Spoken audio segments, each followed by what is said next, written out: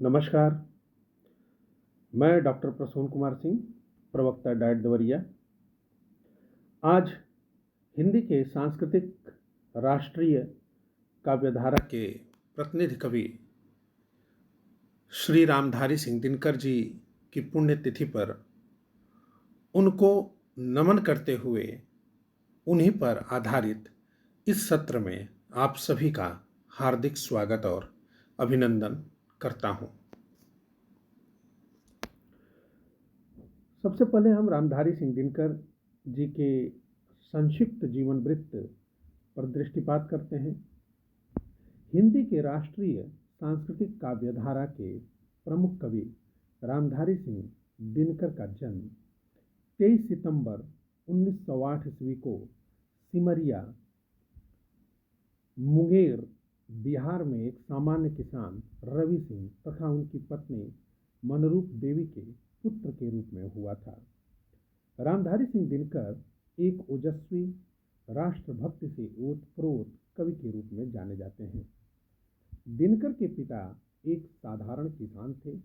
दिनकर जब केवल 2 वर्ष के थे तभी उनके पिता का देहावसान हो गया। फलस्वरूप दिनकर और उनके भाई बहनों का लालन पालन उनकी माता को अकेले ही करना पड़ा।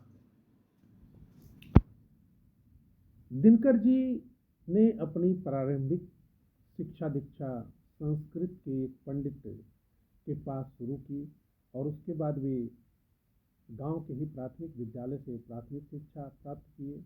उसके बाद निकटवर्ती बोरो नामक ग्राम में राष्ट्रीय मिडिल स्कूल, जो कि तत्कालीन सरकारी शिक्षा व्यवस्था के विरोध में खोला गया था, यानी ब्रिटिश सरकारी व्यवस्था, क्योंकि भारत उस समय पराधीन था, उसके विरोध में यह स्वदेशी विद्यालय खोला गया था। उसमें उन्होंने प्रवेश लिया और यहीं से इनके मनोमस्तिष्क में राष्ट्रीयता की भावना का विकास होने लगा था। हाई स्कूल की शिक्षा इन्होंने मोकामा घाट हाई स्कूल से प्राप्त की। इसी बीच इनका विवाह भी हो चुका था तथा ये एक पुत्र के पिता भी बन चुके थे। 1928 में मैट्रिक के बाद दिनकर ने पटना विश्वविद्यालय से 1932 में इतिहास में बीए ऑनर्स किया, यानी 1928 में इन्होंने मैट्रिक किया तथा 1932 में इतिहास विषय में ये बीए ऑनर्स किए पटना विश्वविद्यालय से।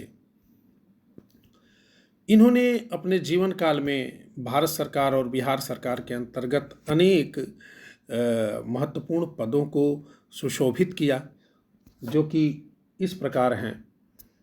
पटना विश्वविद्यालय से बीए ऑनर्स करने के बाद ये अगले ही वर्ष एक स्कूल में प्रधानाध्यापक नियुक्त हो गए। 1934 में बिहार सरकार के अधीन ये सब रजिस्ट्रार या उपनिबंधक हुए, अर्थात जो जहाँ भूमि का पंजीकरण वगैरह होता है वो अधिकारी बने। फिर 1947 में जब देश स्वाधीन हुआ और वे जो है विश्वविद्यालय में हिंदी के प्राध्यापक और विभागाध्यक्ष नियुक्त होकर मुजफ्फरपुर पहुँचे। 1952 में जब भारत की प्रथम संसद का निर्माण हुआ, 1952 में भारत की प्रथम संसद का निर्माण हुआ तो उन्हें राज्यसभा का सदस्य बनाया गया और वे दिल्ली चले आए। दिनकर जी 12 वर्ष तक संसद के सदस्य रहे। बाद में उन्हें सन 1964 से 1965 ईस्वी तक भागलपुर विश्वविद्यालय का कुलपति नियुक्त किया गया, लेकिन अगले ही वर्ष भारत सरकार ने उन्हें 1965 से 1971 ईस्वी तक अपना हिंदी सलाहकार नियुक्त किया और वे फिर दिल्ली लौट आए।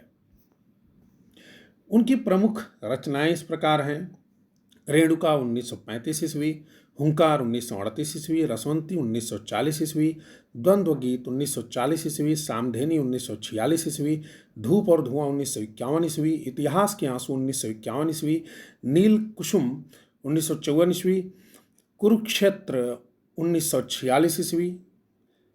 और ये एक प्रकार का, एक तरह समझिए कि प्रबंध काव्य है।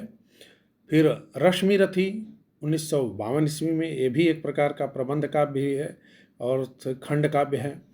उर्वशी खंड काव्य है 1961 ईस्वी में। हाहाकार यशोधरा 1946 ईस्वी। परशुराम की प्रतीक्षा 1963 ईस्वी। हारे को हरिनाम 1970 ईस्वी।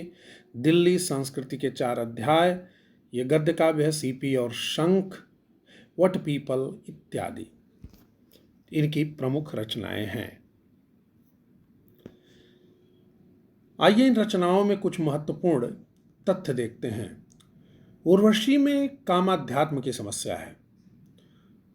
उर्वशी की कुछ पंक्तियां भी प्रस्तुत कर रहा हूं, जिसमें वे लिखते हैं कि इंद्र का आयुध पुरुष जो झेल सकता है, सिंह से बाहें मिलाकर खेल सकता है, फूल के आगे वही असहाय हो जाता, शक्ति के रहते हुए निरुपाय हो जाता, विद्ध हो जाता सहज बंकिम नयन के बाण से, जीत लेती रूपसी नारी उसे मुस्कान से। कुरुक्षेत्र में युद्ध और शांति की समस्या का चित्रण है। यह रचना जो है द्वितीय विश्व युद्ध के समाप्ति के उपरांत लिखी गई थी। तो द्वितीय विश्व युद्ध जनित जो युद्ध की विभीषिका है, उससे संपूर्ण विश्व जूझ रहा था। उसी के उपरांत दिनकर ने इस रचना में युद्ध और शांति की समस्या को रेखांकित किया है, जिसमें वे लिखते हैं, देखिए यहाँ पर इन्होंने कितने सांकेतिक ढंग से युद्ध और शांति की समस्या को उठाया है, निरस्त्रीकरण का समर्थन किया है, किस प्रकार से दुनिया में शांति कायम करने की बात कही है और किस प्रकार से मानवता के विध्वंसक हथियारों के निर्माण को रोकने की बात कही है, जो हम एटम बम बना रहे हैं और दुनिया भर के विनाशक हथियार बना रहे हैं, हथियारों की होड़ लगी हुई दुनिया में, उसके बारे में इंगित करते हैं कि भ्रमित प्रज्ञा का कौतुक यह इंद्रजाल विचित्र, श्रेय मानव के न आविष्कार ये अपवित्र। कहते हैं कि ये बुद्धि भ्रमित हो चुकी है इंसान की, यह विचित्र प्रकार के इंद्रजाल में मनुष्य फंसा हुआ है और कि वह इन प्रकार के हथियारों का निर्माण कर रहा है, वो अपने आप को शक्तिशाली समझ रहा है, दूसरे को डरा रहा है, लेकिन श्रेय मानव के न आविष्कार ये अपवित्र। लेकिन ये जो अपवित्र आविष्कार हैं, ये मनुष्य के लिए लाभकारी नहीं है, कल्याणकारी नहीं है। फिर कहते हैं कि विज्ञान का सदुपयोग होना चाहिए, उसका दुरुपयोग नहीं होना चाहिए। कहते हैं सावधान मनुष्य, यदि विज्ञान है तलवार तो इसे दे फेंक, तज कर मोह स्मृत के पार, हो चुका है सिद्ध है तू शिशु भी नादान, फूल कांटों की तुझे कुछ भी नहीं पहचान, खेल सकता तू नहीं ले हाथ में तलवार, काट लेगा अंग तीखी है बड़ी है धार। कहते हैं जिस प्रकार शिशु है, बच्चा है, उसको तलवार दे दो खेलने के लिए तो अपना ही हाथ काट लेता है। तो तुम जो ये हथियारों की होड़ लगाए हो, कहीं न कहीं अपना ही विनाश करना चाहते हो, मानवता का विनाश कर रहे हो। तो और देखिए सही बात है कि जब ये लिख रहे हैं कि हो चुका है सिद्ध तू शिशु भी नादान, तो ये नादान ही तो हैं। दुनिया में हम अणु बम के बदले परमाणु बम, उसके बदले हाइड्रोजन बम, क्या क्या बना रहे थे। और इस समय की सबसे बड़ी समस्या कोरोना के रूप में हमारे सामने आई है। और देखिए उससे पूरी दुनिया की बड़ी बड़ी ताकतें, बड़े बड़े अणु बम, परमाणु बम, हाइड्रोजन बम, बड़ी बड़ी मिसाइलें सब धराशायी हैं, जबकि वो बड़ी बड़ी मिसाइलें हैं और ये एक ऐसी चीज़ है जिसको हम देख भी नहीं सकते। तो कहीं ना कहीं एक इंसान जो कुदरत से छेड़छाड़ कर रहा है, उसी के चलते प्रकृति का एक कहर दुनिया में व्याप्त है। इसका संकेत, इसका पूर्वाभास दिनकर जी ने बहुत पहले ही दे दिया था। परशुराम की प्रतीक्षा में दिनकर जी भारत पर चीन के आक्रमण की प्रतिक्रिया के स्वरूप दिनकर जी ने परशुराम की प्रतीक्षा नामक काव्य ग्रंथ की रचना किया। प्रश्न अगर हो कि दिनकर ने किस ग्रंथ की रचना भारत पर चीन के आक्रमण की प्रतिक्रिया स्वरूप किया, भारत पर चीन की आक्रमण की प्रतिक्रिया स्वरूप किस ग्रंथ की रचना दिनकर जी ने किया चीन की, तो हम कहेंगे परशुराम की प्रतीक्षा। साहित्यिक विशेषताएं देखते हैं। सांस्कृतिक राष्ट्रीय धारा के कवि हैं, जैसा कि बताया जा चुका है, शुरू ही इससे हुआ कि सांस्कृतिक राष्ट्रीय धारा के प्रतिनिधि कवि हैं, यानी भारतीय संस्कृति के पक्षधर हैं। उन्होंने संस्कृति के 4 अध्याय पूरी किताब ही लिखी। और देखिए कि सभी सांस्कृतिक और भारतीय इतिहास से संबंधित चरित्रों को उठाया, इतिहास के आंसू उन्होंने लिखा। और उसके साथ ही देखेंगे कि हम कुरुक्षेत्र में महाभारत की कहानी है, रश्मि रथी देखते हैं, पूरी तरह महाभारत के ही एक प्रमुख पात्र कर्ण पर आधारित रचना है। तो कहीं न कहीं ये भारतीय संस्कृति के एक प्रखर उद्गाता हैं, क्रांतिकारी कवि हैं, क्रांति की बात करते हैं। क्रांतिकारी कवि मतलब कि आप देखिए कि जनतंत्र के भी हिमायती हैं, बुर्जुआ ताकतों या सामंतवादी ताकतों के खिलाफ हैं। जब वो लिखते हैं ना कि देखिए ये कि श्वानों को मिलता दूध वस्त्र, भूखे बालक कुलाते हैं, माँ की हड्डी से चिपक ठिठुर जाड़ों की रात बिताते हैं, कि जो बड़े लोग हैं उनके कुत्तों को भी दूध और वस्त्र मिल रहा है और भूखे बालक, गरीबों के भूखे बच्चे भी अकुलाते हैं, माँ की हड्डी से चिपक ठिठुर जाड़ों की रात बिताते हैं। मालिक जब तेल फुलेलों पर पानी सा द्रव्य बहाते हैं, युवती के लज्जा वसन बेच जब कर्ज चुकाए जाते हैं। कि बड़े बड़े लोग अपने भोग विलास पर पानी सा धन बहा रहे हैं और दूसरी तरफ युवती के लज्जा वसन बेच जब कर्ज चुकाए जाते हैं, युवती के लज्जा को ढकने वाले वस्त्रों को भी बेच के जब कर्ज चुकाए जाते हैं, तो कितनी विडंबना है। तो ये सामंतवादी ताकतों के भी खिलाफ हैं, क्रांतिकारी कवि हैं, जनतंत्र के प्रबल हिमायती हैं। जनतंत्र की आवाज़ एक कविता इन्होंने लिखा, उसमें लिखते हैं कि सदियों की ठंडी बुझी राख सुगबुगा उठी, मिट्टी सोने का ताज पहन इठलाती है, दो राह समय के रथ का घर घर नाद सुनो, सिंहासन खाली करो कि जनता आती है। दिनकर जी मिथकीय फलक पर आधुनिकता का आख्यान करने वाले भी कवि हैं। हम देखते हैं कि जितने भी मतलब ये अभी देखिए कि कैसे ये महाभारत की कथा के माध्यम से युद्ध और शांति का संदेश दे रहे हैं। ये कैसे जो है भीष्म और युधिष्ठिर के संवाद के माध्यम से युद्ध और शांति की समस्या को रेखांकित करते हैं। सभी मिथकीय, सभी पौराणिक और ऐतिहासिक चरित्रों को उठाते हैं, लेकिन वो उनके मुख से जो बात कहलवाते हैं वो सभी आधुनिक काल समकालीनता पर प्रासंगिक सिद्ध होती हैं। तो मिथकीय फलक पर आधुनिकता का आख्यान करने वाले भी कवि हैं दिनकर जी। दिनकर जी को ढेर सारी उपाधियां मिली, पुरस्कार मिले। उन्हें धैर्य का कवि कहा जाता है, उन्हें डिप्टी राष्ट्र कवि कहा जाता है। जैसे राष्ट्र कवि मैथिली शरण गुप्त को कहा जाता है, किसने कहा? राष्ट्रपिता महात्मा गांधी ने कहा। तो ये भी ये स्वयं को कहते हैं। अगर इनको कभी कह दिया कि भाई आप तो राष्ट्र कवि हैं, तो कहते थे नहीं, मैं मैथिली शरण गुप्त जी के आगे केवल डिप्टी राष्ट्र कवि हूँ, छोटा वाला राष्ट्र कवि हूँ, दूसरा राष्ट्र कवि हूँ, मैं उनकी जगह नहीं ले सकता। अनल कवि, अनल माने आग, ऐसा कवि जिसके अंदर आग है। मैट्रिक की परीक्षा में भूदेव स्वर्ण पदक मिला, सर्वाधिक अंक प्राप्त करने के कारण। संस्कृति के 4 अध्याय पर 1959 में साहित्य अकादमी पुरस्कार मिला। 1972 में उर्वशी पर भारतीय ज्ञानपीठ मिला। 1959 में भारत सरकार द्वारा इन्हें पद्म भूषण पुरस्कार दिए गए।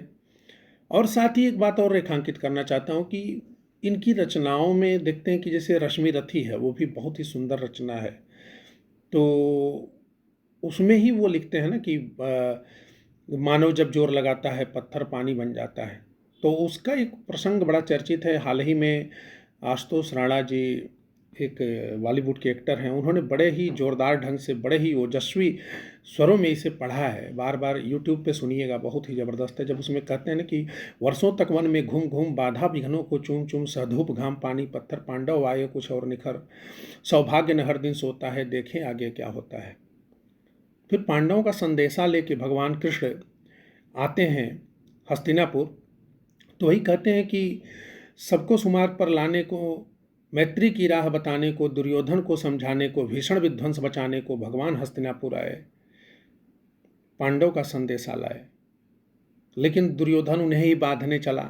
ऐसे है कि उल्टे जो था साध्य साधने चला। जब नाश मनुष्य पर छाता है, बहुत प्रसिद्ध पंक्ति है, जब नाश मनुष्य पर छाता है पहले विवेक मर जाता है। फिर हरि ने भीषण हुंकार किया, अपना स्वरूप विस्तार किया, डगमग डगमग दिग्गज डोले, भगवान कुपित होकर बोले। इस प्रकार से बहुत ही वह सर्ग बहुत ही प्रिय है, आप उसे एक बार सुनिएगा। 24 अप्रैल 1976 ईस्वी को हिंदी साहित्य का यह दैदीप्यमान मार्तंड अपनी प्रखर रश्मियों को समेटकर सदैव के लिए अस्त हो गया। और यह हिंदी साहित्य की अपूरणीय क्षति हुई तमिलनाडु में। तब वहीं थे दिनकर जी, किसी कारणवश, किसी कार्यवश। और दिनकर जी के मरणोपरांत 1991 ईस्वी में 3 रुपये का डाक टिकट भारत सरकार ने उनकी स्मृति में जारी किया था, जो आप यहाँ देख सकते हैं। तो उम्मीद है आपको ये सत्र बहुत पसंद आया होगा। इसमें व्याख्यान के प्रवाह में अगर गलती से मुंह से कोई त्रुटि हुई हो, कुछ निकल गया हो, तो उसके लिए आप लोग क्षमा कीजिएगा। मानवीय भूलें होंगी शायद ऐसी कोई। और लेकिन यह है कि आज एक आपको प्रदत्त कार्य, एक असाइनमेंट है जो आप कमेंट बॉक्स में लिखेंगे। जो सवाल है कि रश्मि रथी का मूल पात्र कौन है, कमेंट बॉक्स में रिप्लाई करिए। नमस्कार, जय हिंद, जय भारत, विदा पुनर्मिलनाय। अपना ख्याल रखें, स्वस्थ रहें, सुरक्षित रहें।